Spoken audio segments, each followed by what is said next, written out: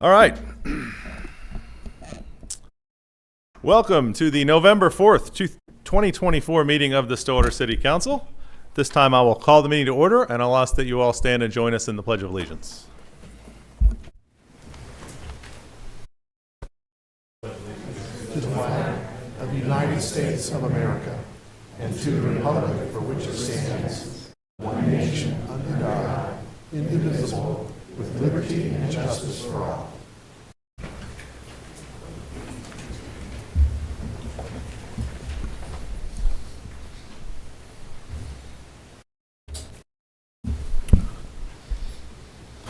All right. First up on our agenda tonight, I have a proclamation in recognition of the 50th anniversary of the Stillwater History Museum, the Stillwater History Museum at the Stillwater Cultural Center. And I'm going to go ahead and read this proclamation, and I think we have the director of the museum here as well to say a few words. So whereas the Stillwater History Museum at the Stillwater Cultural Center has proudly served the city of Stillwater and its residents for 50 years, its mission is to illuminate, preserve, and celebrate the diverse and collective history of Stillwater. And whereas since its founding, the museum has been essential in cultural preservation in Stillwater, offering educational exhibits and programs that bring to life the stories of the people, traditions, and events that have shaped our city. And whereas through the diligent efforts of its board, members, staff, volunteers, and supporters, the museum has preserved countless artifacts, photographs, and archival materials that document the diverse experiences of the residents of Stillwater, past and present. And whereas the museum's 50th anniversary represents a significant milestone in the cultural and historical life of Stillwater, marking half a century of commitment to historical preservation and public education. And whereas the museum continues to be an active collaborator and partner with Stillwater Public Library, the OSU Art Museum, Prairie Arts Center, and other members of Stillwater's downtown cultural district. Now, therefore, I, William Joyce, Mayor of the City of Stillwater, do hereby proclaim, celebrate, and honor the Stillwater History Museum at the Stillwater Cultural Center for its 50th anniversary on November 9th, 2024. And the director of the museum, Katerina D'Arascio, is here to speak to us or give us a few words about the museum. Words? Please come to the mic.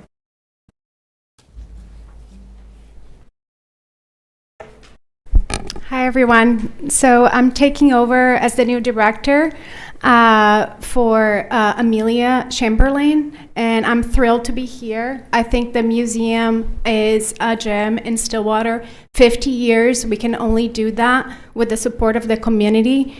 It's a pleasure for me to walk into a space where has been built from the bottom up and throughout all these years with the help of the community. So I'm here to celebrate the anniversary, but also on November 9th, which we're gonna celebrate this 50 years. I also will present my vision for the future, but I'm going to continue to build on the building blocks of preservation and education. So thank you so much for this proclamation, and I appreciate all the support of the Stillwater and its community. Thank Excellent. you. Thank you so much. Picture time.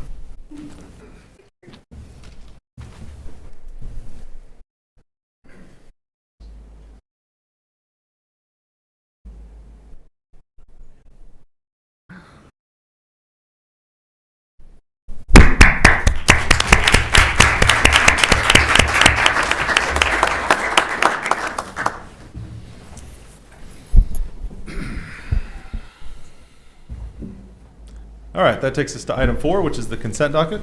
Councilors, questions, comments, or action on the consent docket? Motion to approve the consent docket. Second. We have a motion and a second to approve consent. Please vote. The vote of 4-0, consent docket is approved. Item 5 is public comment on items not scheduled for public hearing. I think everybody I've got up here is here to speak about the public hearing. So we'll move down to item 7, which is our public hearing. 7A is presentation and second public hearing pursuant to 62 OS 859 of the proposed Stillwater Data Center Economic Development Project Plan and its supporting 6 incentive districts for the purpose of providing the public an opportunity to be heard in support of or in opposition to the proposed project plan. This time I will open the public hearing, and I'll ask that Dan Batchelor, our special counsel for economic development, comes and gets us started.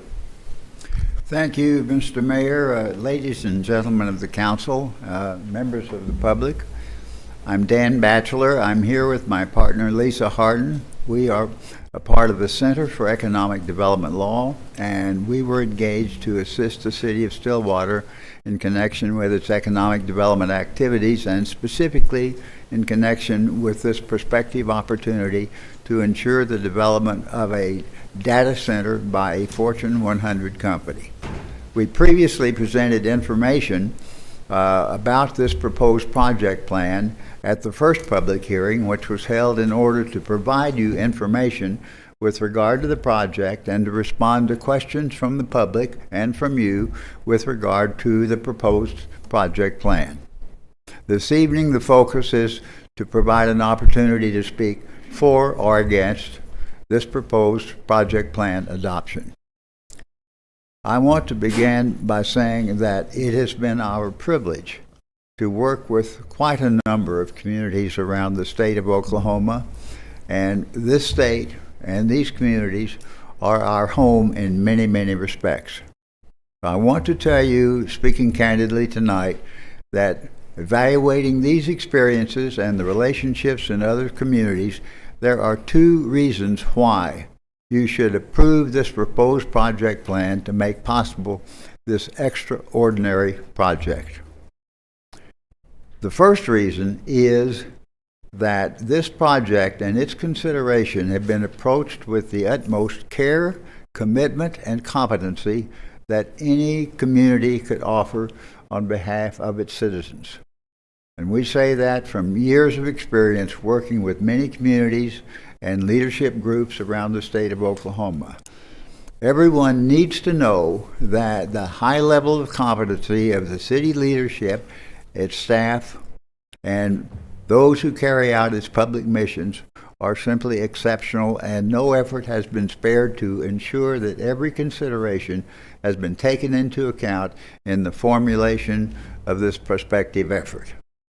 The second reason is that it is, in fact, an extraordinary project because it offers a substantial investment in this community.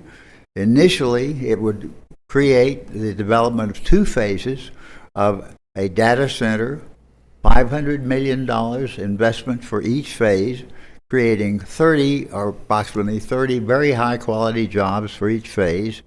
It would drive economic development for the long term.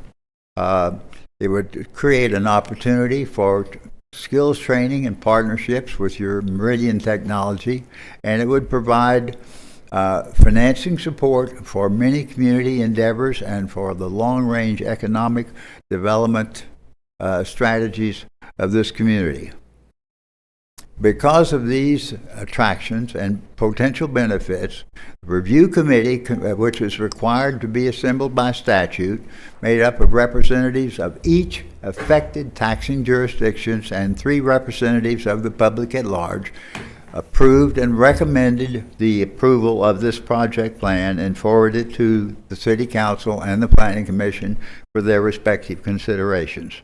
The Planning Commission likewise recommended its approval and found that the proposed project plan is in accordance with the city's comprehensive plan. The financial impacts would be very significant. Over the longer term, each phase would generate something between, based on our projections, something between $750 million and $1.5 billion of positive economic impact to the community from each phase. A significant financial aspect, however, of the project plan and the economic development agreement, which would be entered into in order to implement it, would be the provisions that provide that each affected taxing jurisdiction will receive payments in lieu of taxes, which would amount to, in the aggregate, about $867,000 annually, growing by 1% a year, allocated among the taxing jurisdictions in proportion to the ratio that they received the allocation of taxes in the last taxable year. Those payments would be made for each development phase, so for 2 phases you would get twice that. The project plan contains, however, provisions for 4 additional phases, bringing the total to 6.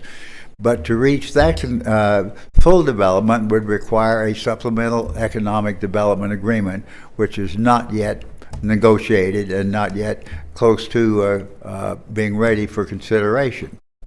But the 2 phases together would require twice the amount of those payments in lieu of taxes, plus a community betterment payment flowing to the city each year in the amount of a little over $132,000 a year, so that the payments from the company flowing to the community would total approximately $1 million a year. There's a third economic factor which significantly increases the potential benefit to the community, and that is if the franchise extension for OG&E is approved by the voters at the vote tomorrow.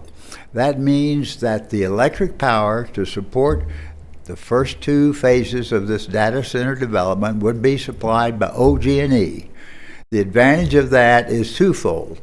First, it would create a 3% annual franchise fee flowing to the community, which could be used for a combination of public improvements, public benefit, and economic development projects over the period of operation of the data center.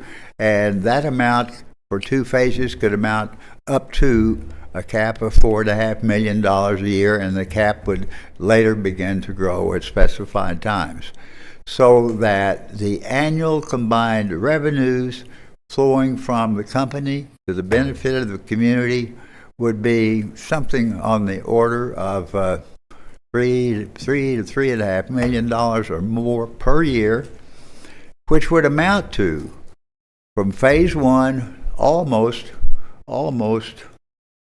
$80 million, and from phase 2 would amount to more than $80 million over the 25-year period that the company received the tax exemptions. Now, you might ask the question, why should the company be granted a tax exemption? The reason is twofold. One is that because the investment is so intensive, the tax load would place this state and this community at a competitive disadvantage with many other states, a lot of which do not even have taxes on personal property. So it assures a competitive position. The second reason is that the amount of revenue that is generated, not counting the franchise fee, is as much as if all this property, which generates very little tax revenue at the present time, had been developed by something on the order of a subdivision of, say, 250 homes at a market price of $300,000 or so each. So that the economic benefit to be received by the community is greater than what would be received by the ordinary suburban development of this property. So when you add the economic development aspects with the community aspects and the long-term benefit, it becomes a remarkable opportunity for this community. I mentioned at the outset the great care that had been given to this project by your leadership and by your city staff, and in particular by its engineers, its legal people, its operating people. In doing that, we are seeking to assure through an economic development agreement that all of the interests of the community and the city will be protected.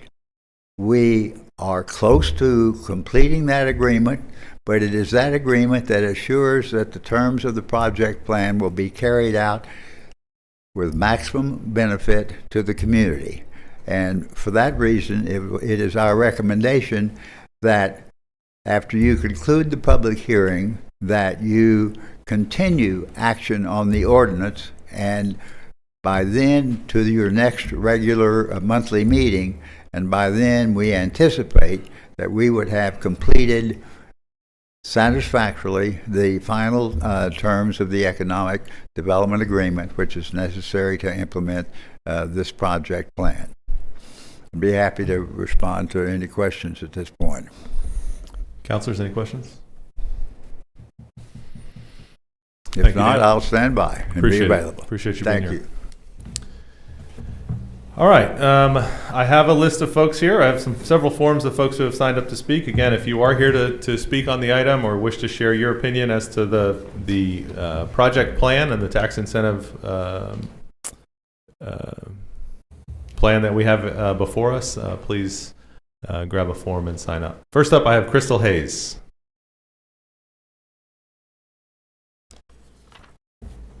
Just as a reminder, please introduce yourself, name and address, and you'll have 5 minutes to share your opinions on the project plan. Hello, Crystal Hayes, 908 East Richmond Road. I'm sure you have seen numerous postings on Facebook. Half of them are not from me personally. Just clear that up. I've talked with different ones, mayor, da da da da. My husband, Roger, would be here standing by my side tonight if he hadn't just had major surgery. Uh-oh. But commissioners, city attorney, mayor, but especially Mr. Brady.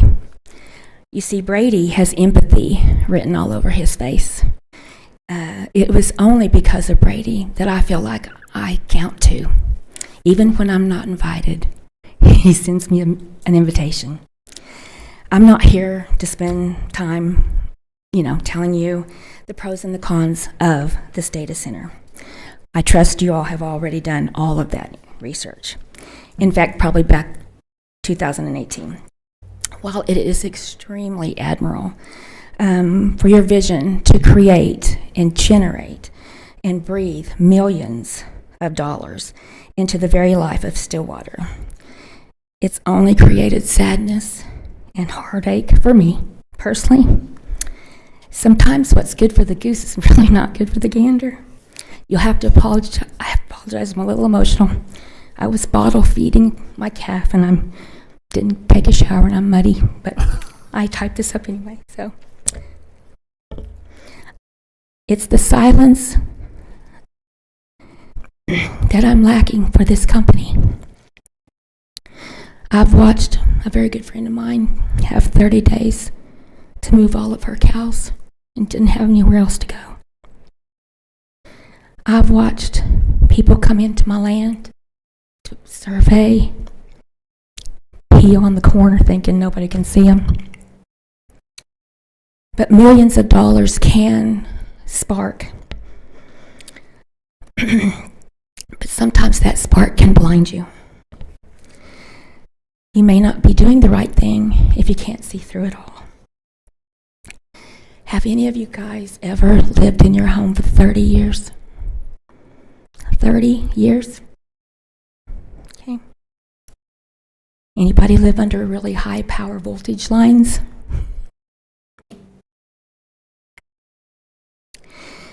Have everybody, you guys have a computer, a laptop, a telephone, or anything that's lasted for 25 years? Anybody? They're probably chunked somewhere. 25 years is a long, long, long time to replace buildings, equipments, electric lines, water storage. But just because it's whomever, Google, Amazon, whatever, just because they're confident for y'all to jump, that doesn't mean it's the right thing to do. Have everybody else been there at the side pulling a newborn calf? I have a lot of school kids come out and watch that. I appreciate Mrs. Carnley. Jimbo's a real good friend of mine. He's helped me with hay a lot. I just have a problem taking the words of a billion-dollar company. After all, it's a billion-dollar company, right? Who really knows what real money's like? But I do know that this company, their veins run very, very deep in other billion-dollar companies who do not, excuse me, they cause more harm than good. I'm just here because I want to do the right thing. I know that I'm going to stand up here for the value of my land. I'm going to stand up here for the safety of my water well, which is the only water I've ever had for 30 years. I'm going to stand up here because today I saw my 2 bald eagles hunting and fishing in my pond today. It was just cool. I'm standing up for the disappearing wildlife and the habitat, for the deer and the turkey and the dove, the bobcats. I'm here standing up for my donkeys. They're the greatest neighbors to Tower Park ever. And I'm here to stand up for my livelihood at the Circle H Ranch. I am a very well-respected cow-calf producer.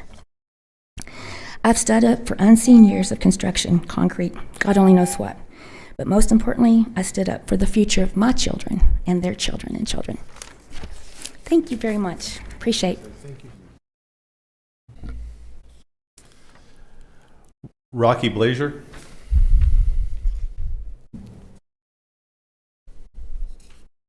Is Rocky here? Robin Cornwell.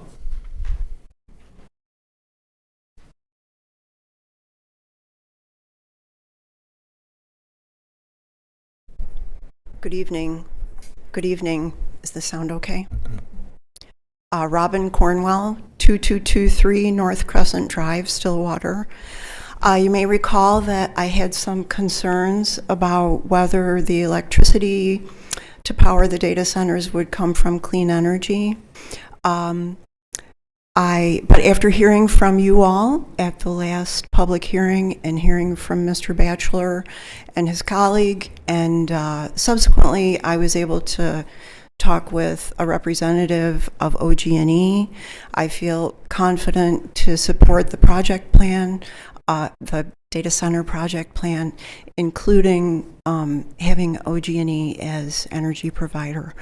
I just want to add one thing that I think it's still important to advocate for clean energy, and I hope there will be something in the economic development agreement supporting clean energy, and I'll continue to advocate for it. Thank you. Thank you. Tony Bowman.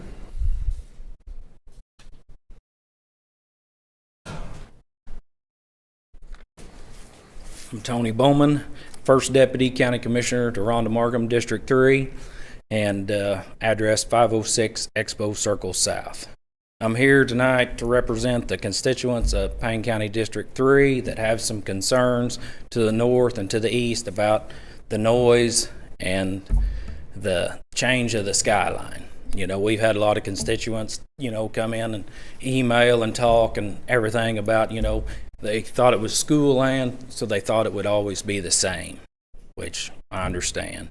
But, school land and I've been around it my whole life and it's never changed. It usually don't change hands.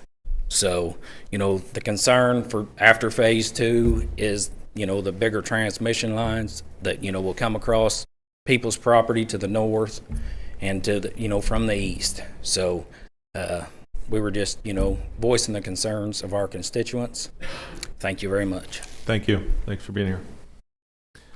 Roger Ghosts.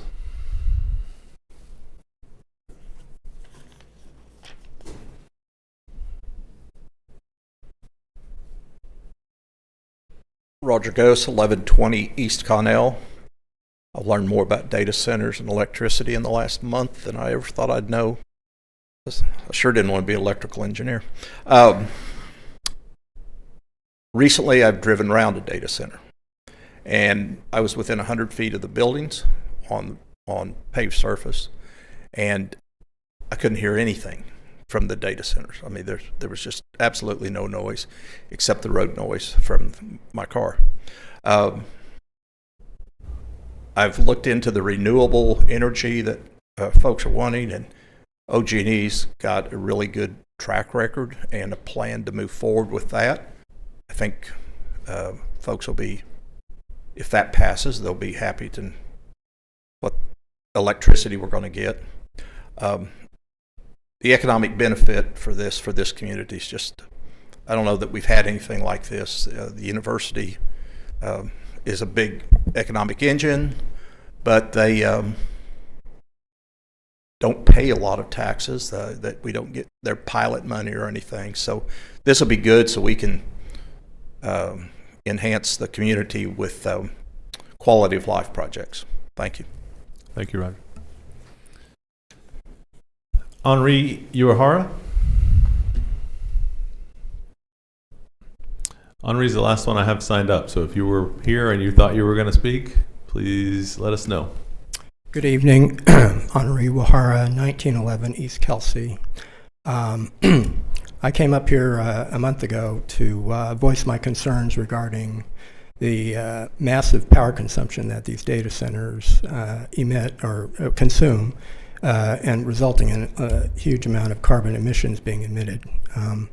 But based on what we've been told by the economic development negotiator here, that the company is a good corporate citizen that has concerns about about their carbon emissions output, and does try to offset their power consumption through renewables, I feel more comfortable in supporting the project. It would be nice, like what Robin said, that there was some language that was put into the EDA, the Economic Development Agreement, that brings this up and tries to stress to the company that this community is very concerned about this issue. The other thing is the wastewater or the water consumption. We'd certainly like to see the company work on newer technological advancements that allow for water recycling and to use recycled wastewater to be part of this project. And I know that in the future phases that might be a possibility, but it would certainly be nice that they work on that even for the first two phases if possible. Finally, I think this project really needs OG&E as a partner in the project. It really doesn't, based on my due diligence,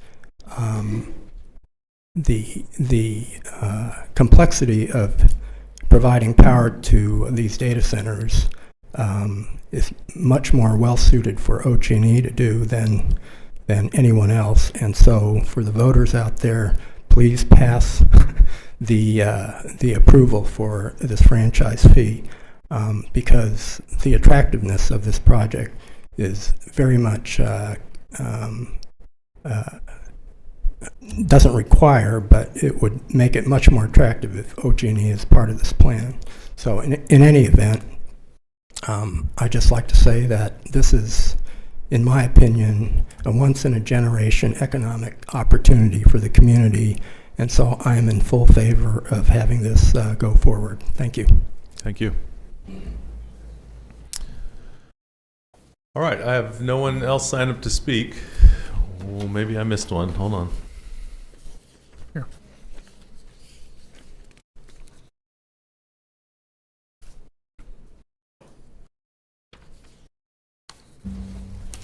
If you're here and you want to speak, this is your chance.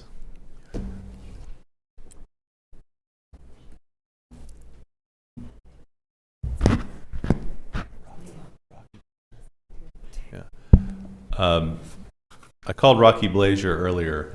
He's still not here?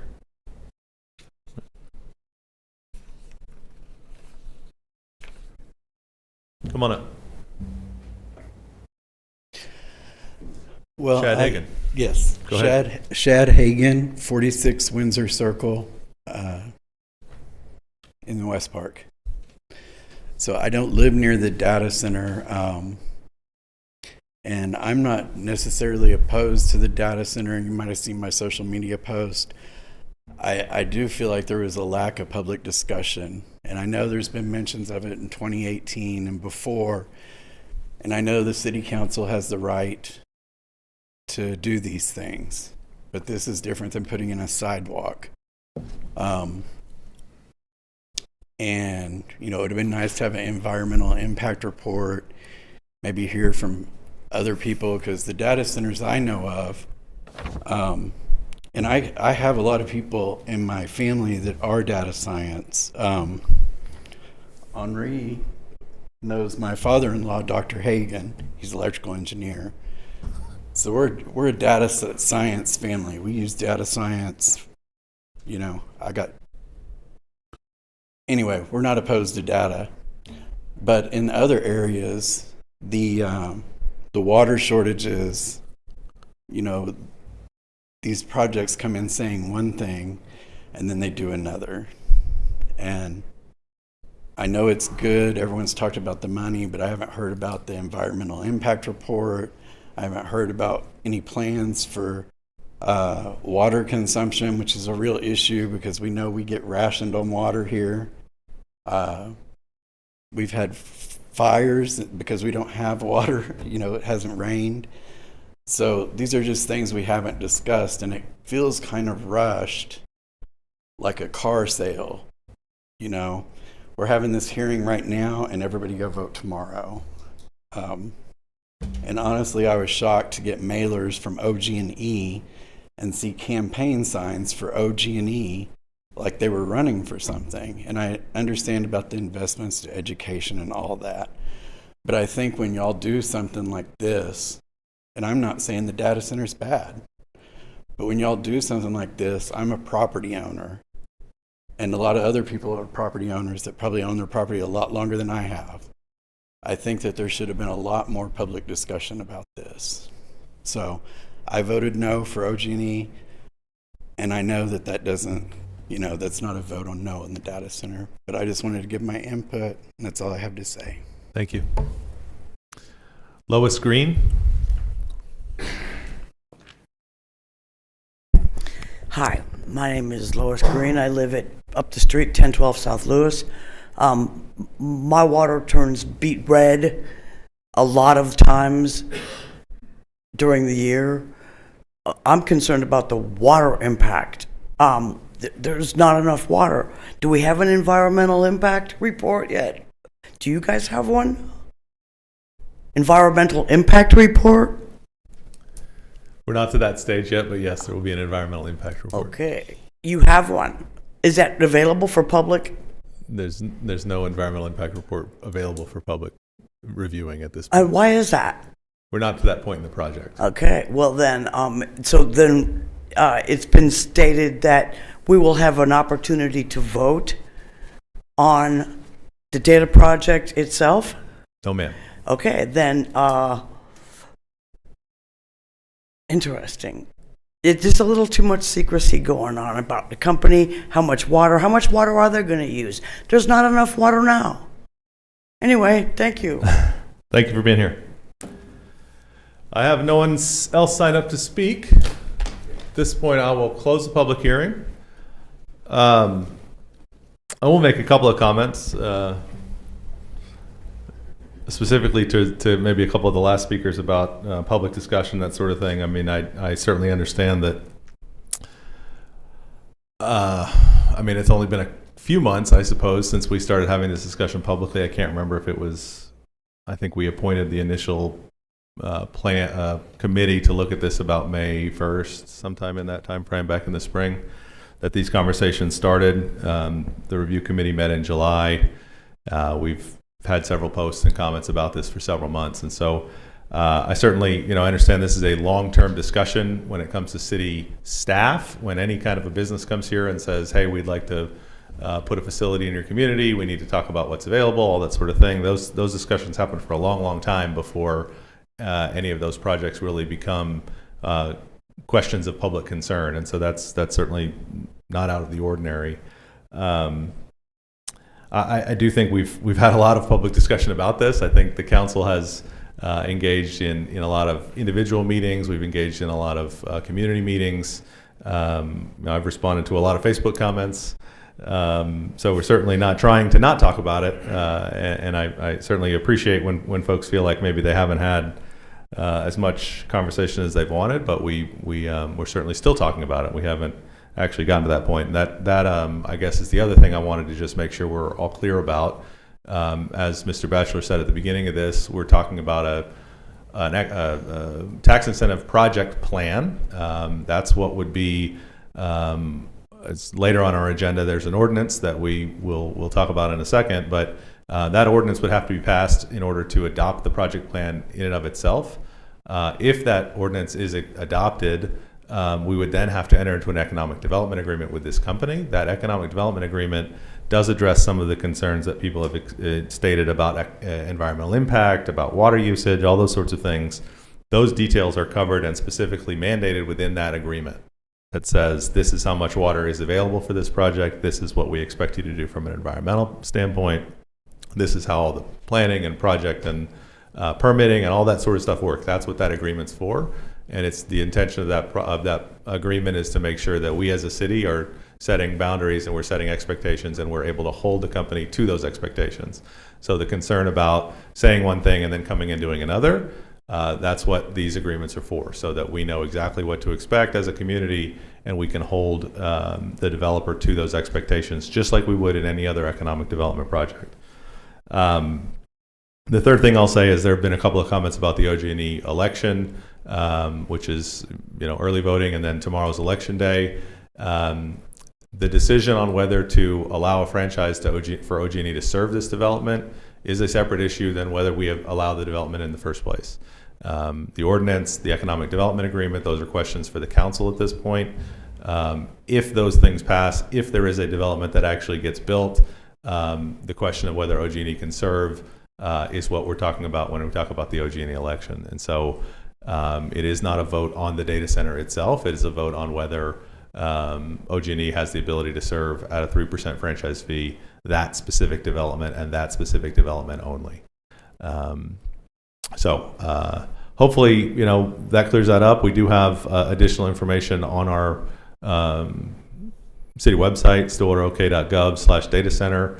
We'll give you all that same information that we've had out there for several weeks and months to provide the background information. Councilors, any further comments? Feel free to. I'm not sure what the. All right. Well, I just wanted to comment that there's concerns about water usage and our ability to serve that for the data center. The most water they can use under the agreement that is being developed is 2.7 million gallons per day. That is well within our ability to serve it in the Northeast region. We have way more capacity than that, and that is not at all a concern. In terms of taking the water and running it through the wastewater treatment plant, that also is not a concern.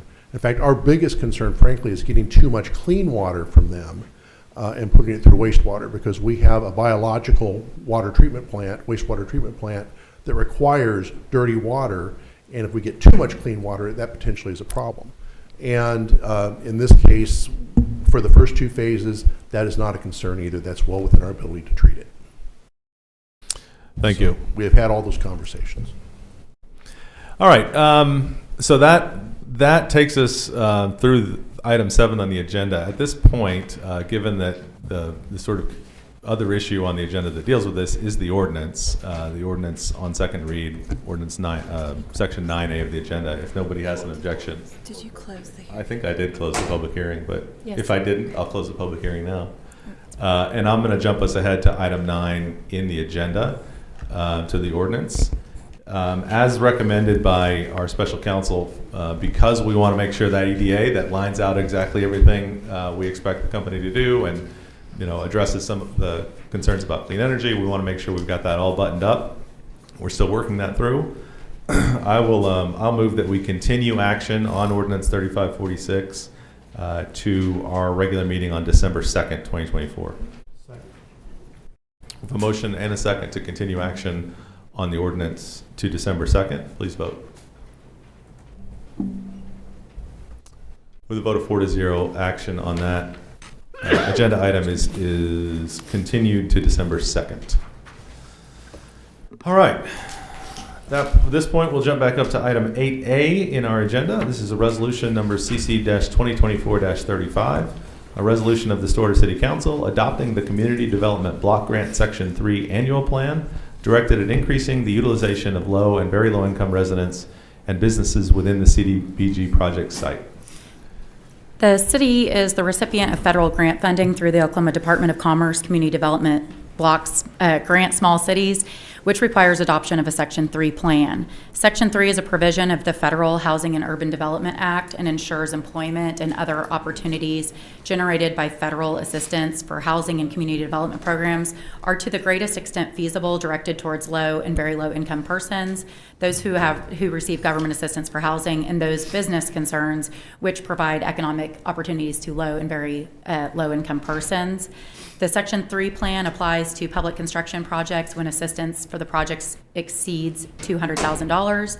The Section 3 plan outlines how the City of Stillwater, any subrecipients, contractors, and subcontractors will comply with those requirements. Adoption of this resolution adopts the city's Section 3 plan. Shelley Crines is here if there are other questions. Councilors, questions? Is there action on the resolution? Motion to adopt resolution number CC-2024-35. Second. We have a motion and a second to adopt the resolution. Please vote.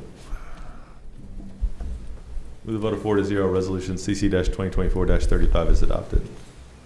Item 8B is resolution CC-2024-36, a resolution authorizing the mayor of the City of Stillwater, Oklahoma Municipal Corporation to sign and issue an election proclamation calling for a general election and a runoff election if needed in the City of Stillwater. This is our regular election resolution for seat 4, which is currently held by Christy Hawkins. This would call for an election on February 11th, 2025, with a potential runoff if needed on April 1st, 2025. That's right, 2025, right? Okay. This would be for the regular term of seat number 4. So, questions, comments, or action on that resolution? I move adoption of resolution CC 2024-36. Second. With motion and a second to adopt the resolution, please vote. With a vote of 4-0, resolution 2024-36 is adopted. Just for my information, it's usually in December, like the first week of December, that candidates would sign up for Yes. that. Yes. Candidate filing is December 2nd through the 4th. Okay. So candidate filing for seat number 4 will be December 2nd through the 4th. And mark your calendars for another election day, which would be much less, less of something in February of 2025. All right, we did ordinances on number 9, so we'll go to number 10, reports from officers and the board. Ms. Carnley. Request for an executive session pursuant to 25 OS Section 307B4 involving confidential communication between the City Council and City Attorney concerning pending PFAS litigation and class action settlements with Tyco and BASF, including whether to join the settlements. It is the opinion of the City Attorney that disclosure of this matter will seriously impair the ability of the City Council to process the claim or conduct a pending investigation, litigation, or proceeding in the public interest. Thank you. Mr. Moore. Yes, save the date and participate in the annual 2024 Parade of Lights and Tree Lighting event on Thursday, December 5, 2024 at 6:30 p.m. in downtown Stillwater. Stillwater Community Center, visit Stillwater. Downtown Association President Colette Campbell are accepting parade participant entry forms now until Friday, November 15th at 5 p.m. To download the entry form and information and for details on other holiday fun, go to stillwaterok.gov/holidays. Always a fantastic time. If you haven't been to the holiday parade, last year's was the best yet, and it's all the floats are a lot of fun. So get your applications in and join us for the holiday parade. Vice Mayor Jalowski. Yes, I have another save the date for November 16th, 2024. Join us for a second volunteer day at Washington School. Volunteers are welcome from 9 a.m. to 1 p.m., and lunch will be provided by the Stillwater Community Center Foundation. The volunteer registration and waiver forms are available online. Volunteers will need to be dressed appropriately, so closed-toed shoes, etc. Work will focus on cleaning up trees and yard waste, removal and breakdown of exterior breezeways, and overall general exterior cleanup. We hope you can join us as we continue efforts to restore this incredible historical facility that serves as a beacon of hope and progress for our community. Yeah, excellent. Great event. The first one of those was indoor cleaning up old insulation and all kinds of stuff inside, which was not a lot of fun. This one will be a little bit. They'll be great. That exterior cleanup does Yeah. a lot. Sometimes when you're driving by, it's important to see the Yeah. progress that can happen and start to see the vision of what that space will be for our community. Absolutely.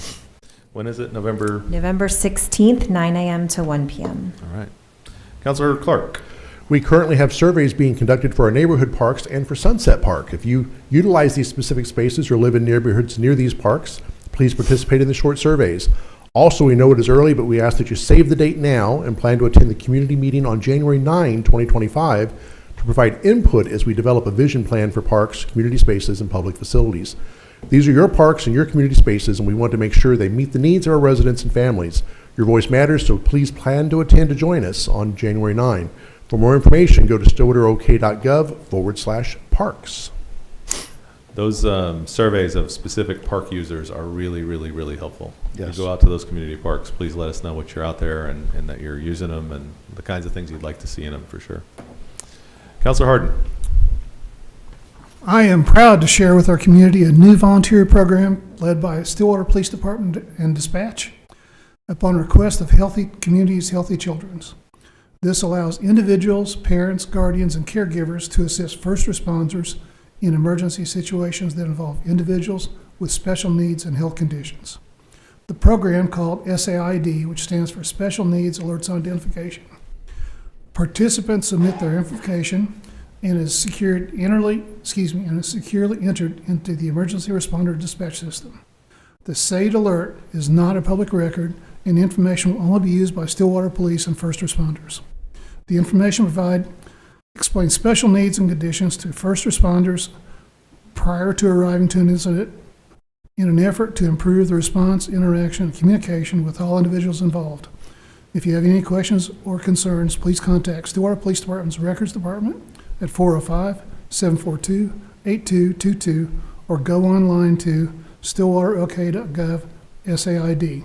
I'd like to make a comment about this. This will allow special responders, if they get a call to a particular address and they've been alerted there's a special needs person at this address, the first responders will be given information about the special needs person, what the special needs are, and if there's any special handling necessary. So it will be a private in the system. The first responders will then be given information to be alerted, and the police have even told me that if a call comes in from next door and says there's a noise, a real bad noise at my address next door, it will actually pop up on the system. There's an issue, and the information will be passed along to first responders. This is a really good program. Yeah, Thank you all for doing this. That's great. Thank you. I will remind you that election 2024 is underway with thousands who have already participated in early voting. We appreciate everyone who exercises their democratic right to vote and for who and for what they believe is best. As always, we encourage voters to educate themselves on many items that will be included on the ballot. For a sample ballot, you can go to votepaynecounty.com or elections.ok.gov. If you're voting tomorrow on official election day, polls will be open from 7 a.m. to 7 p.m. You'll need to go to your normal polling location. So if you have your voter ID card, your location is on that card. If you're not sure, go to elections.ok.gov, Google the Oklahoma voter portal, and you just put in your name and your birthday, and it'll show exactly where you have to go to vote tomorrow. You don't go to the library or to the Chamber of Commerce in Cushing like we did for early voting. Go to your precinct. If you early voted, you don't get to vote again, just so you know. Again, the OG&E franchise proposition that we were just speaking about relative to the data center project will be on the ballot for Stillwater voters if you live in the Stillwater city limits. If you need additional information about that proposition, again, please go to stillwaterok.gov/data center. My son voted for the first time this year. It was really exciting to take him through the ballot and show him how to educate himself on all the different things. I feel like I educated myself a little bit while I was teaching him how to do that. It was such a proud moment. It's a big life moment for sure. And if you're in the city of Stillwater, my understanding is you're going to get 2 ballots. You'll get one ballot for the general election and a separate ballot just for the the OG&E. Yes. That is correct. That is OG&E correct. item. All right, at this time, I will move that we recess the city council meeting prior to item 12 on the agenda. Second. A motion and a second to recess city council. Please vote. With a vote of 4-0, the city council will now be in recess. At this time, I will call to order the Stillwater Utilities Authority meeting for November 4th, 2024. Trustees, questions, comments, or action on the consent docket? Motion to approve the consent docket. Second. We have a motion and a second to approve consent. Please vote. With a vote of 4-0, the consent docket is approved. Takes us to item 5 on the agenda, which is to receive an annual report by MMO Partners. Consider approval of an extension agreement with MMO Partners for federal advocacy services in the amount of $79,200, to approve the associated budget amendment and authorize the general manager to sign the documents. Christy Cluck. So we do have Mr. Pagonis here this evening to provide a presentation. He is from MMO Partners and is going to deliver their annual report. And then I will have a recommendation from staff at the conclusion of that. Thank you, Christy.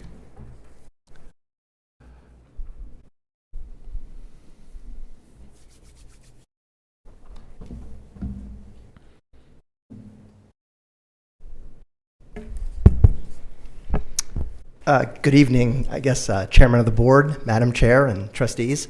My name is Kyriakos Pagonis. I'm Vice President at MMO Partners. We're a DC-based government affairs firm. Chuck Thomas is here with me tonight, the brains of the operation. Thanks, Chuck, for being here. Thank you for the opportunity to present tonight, but more importantly, thank you for the opportunity to represent this utility in Washington. It's been our pleasure over the past 2 years to work with you, your excellent staff, and the delegation to bring some victories back to Stillwater. Today, we're going to go over some of the work that we've been doing on behalf of the utility in 2024. Next slide, please. Before we get into some... Oh, do I do it? Sorry. Okay. Next slide for myself. Thank you. Chuck, you're here for something. Before we get into the highlights, I wanted to just kind of give you a little bit of an overview. I'm sure you all are following what's going on with elections and sort of impact on Congress, et cetera. But just to give you a little bit of an overview of where we stand, post tomorrow, Congress is set to come back November 12th to gavel in session. Their top priority is really to pass a budget. We're operating under a continuing resolution that goes through December 20th. So Congress will have some decisions to make about whether or not to pass a full year FY25 budget to kick the can into next year, meaning pass another continuing resolution, which is what they did last year. So there are a number of things that the election will dictate in that regard. So a lot of this does depend on what happens tomorrow and over the next few days. The other thing there's a couple other things that are on their agenda as well. There's an emergency supplemental bill that would provide more funding to FEMA to address some of the recent natural disasters in Florida. There's also a National Defense Authorization Act, which typically gets done before the appropriations bills, but they may lump them together. And then last, there's a Water Resources Development Act bill that authorizes funding for the Corps of Engineers, which the city also has a stake in. We expect that bill, which has bipartisan support on both sides of the aisle, to really be non-controversial and hopefully gets a ride on a continuing resolution or a final spending package or the National Defense Authorization Act.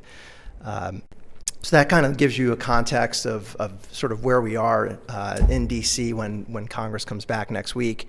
One thing that is not on this highlight because it was an FY23 item but didn't get resolved until March was your earmark for $1 million for the system, the water system. That was included in the 23 package. It didn't get done until, actually it was FY24, my apologies. It didn't get done until March of this year, so that was done and signed into law. So $1 million for the system, for the solid contact units, which we are carrying over additional requests for more funding for that project. and that's number 2 on this item. You'll see that up there. So there's $850,000 included in the FY25 Interior Appropriations Bill to continue funding that project. That was requested by both Representative Lucas and Senator Mullen. $850,000 was included in the House bill, just to be clear. And again, that project is sort of tied into what happens with the continuing resolution or not next week and thereafter. And then $30 million, as I alluded to, is in the Water Resources Development Act of 2024. That bill, again, authorizes the Corps of Engineers to do work on projects, and we do have $30 million authorized in both the House and Senate bill, so the city and utility are in a very strong position, barring some major issue with the bill getting done. There's no issue with the project. It's more a matter of how the bill gets reconciled at this point. Again, that bill typically is done every 2 years in a bipartisan fashion. Obviously, there are no guarantees, but this is a bill that usually gets done with pretty strong support on both sides. So we feel really good about that. And then really to sort of highlight the work that gets done, we put numbers up here, but it does take staff time, significant staff time from the city side, and then the work that we do working with staff, and then some of the advocacy work that the council and mayor has done, coming back to DC, meeting with folks. We have on there FEMA, the U.S. Corps of Engineers. I know the mayor met with the Senate Environment and Public Works Committee, which does authorize the word of bill.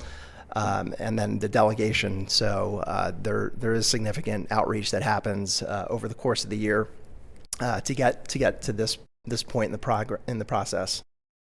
I'll say next slide. So I'll turn it over to Chuck at this point to kind of go over some of the work with FEMA and then other opportunities. Thank you. Excuse me. So in addition to all of the work with the delegation and with the headquarters offices, we're also looking at all of the various funding opportunities that kind of come up throughout any year on their cycle. So as these come up, the idea is to evaluate them, compare them with the city projects that we're seeking funding to support, and trying to make sure that we can match those up and identify good fits for those funding applications.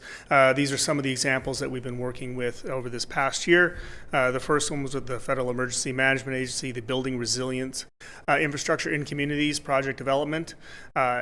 One of the good things that we've had is an opportunity to pursue direct technical assistance. That was an application process that the city did apply for and was successful in getting accepted into that program, which brings a lot of additional staff from FEMA and their contractors to bear on evaluating a project and helping move that application process forward.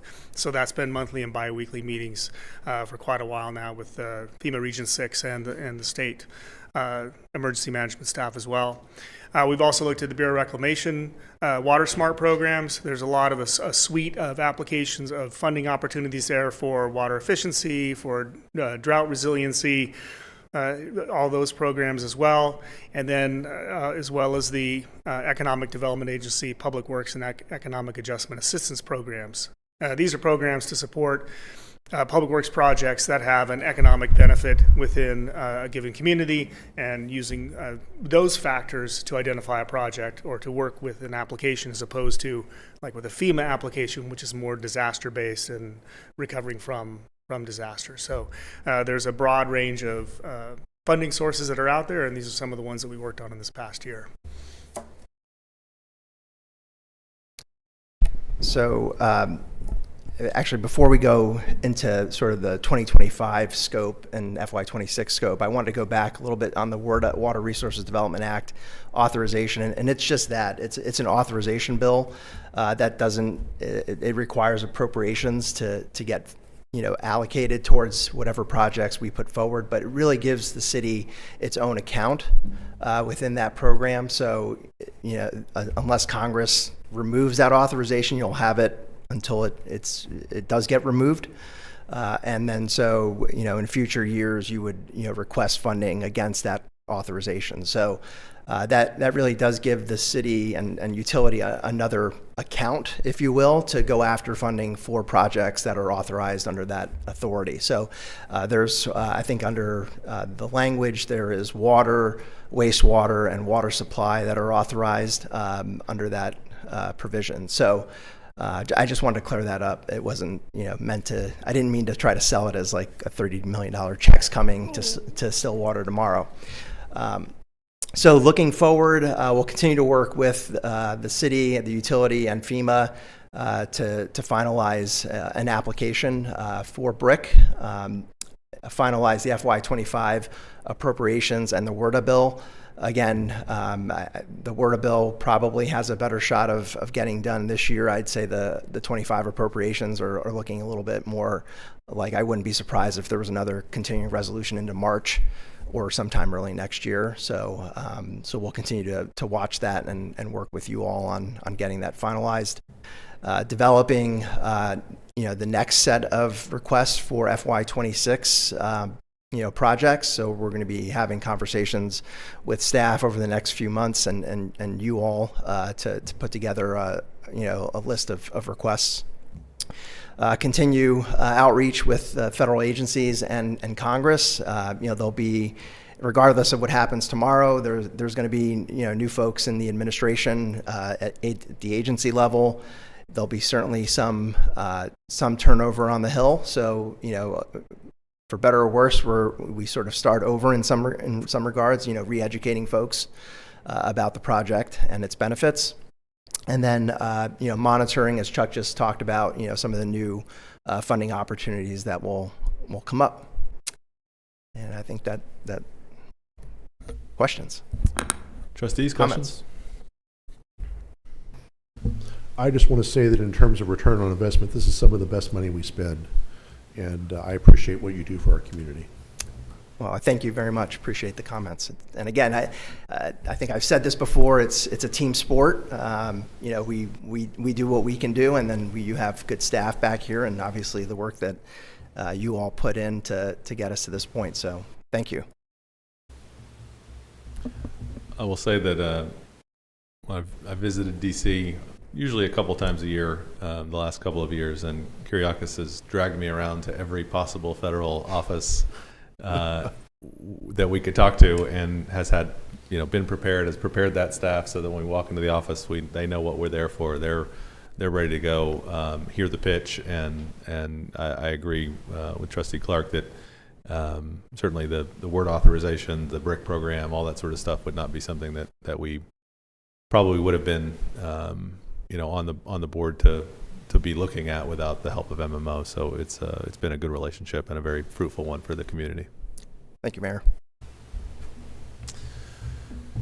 Christy, do you have a recommendation for us on the item? Thank you both for being here. Thank you. Thank you. A motion to approve extension agreement number 2 with MMO Partners for federal advocacy services in the amount of $79,200. Approve associated budget amendment and authorize the general manager to sign related documents. Trustees. I move approval of staff recommendation. Second. We have a motion and a second to approve the item. Please vote. With a vote of 4-0, that recommendation is approved. Any reports from the officers of the board? Is there a motion to adjourn? So moved. Second. We have a motion and a second to adjourn the SUA. Please vote. With a vote of 4-0, Stillwater Utilities Authority is now adjourned. At this point, I will reconvene the Stillwater City Council at item 12 on the agenda. Is there a motion to enter executive session for the reason requested by the city attorney? Motion to enter executive session. Second. We have a motion and a second to enter executive session. Please vote. With a vote of 4-0, Stillwater City Council will now enter executive session.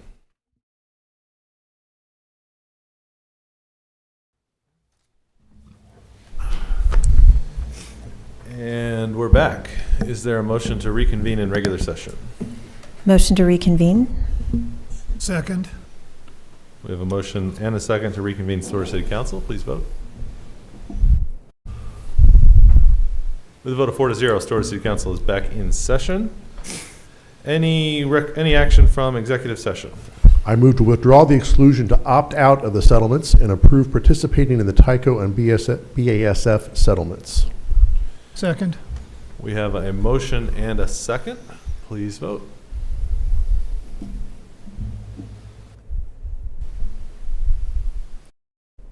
Well, I think I'll vote. With a vote of 3-0 with one abstention, that motion passes. Mayor, I just wanted to state for the record that out of an abundance of caution, I have abstained from that vote. My company that I work for does work with one of those companies. All right, thank you. Any further action? Is there a motion to adjourn? So moved.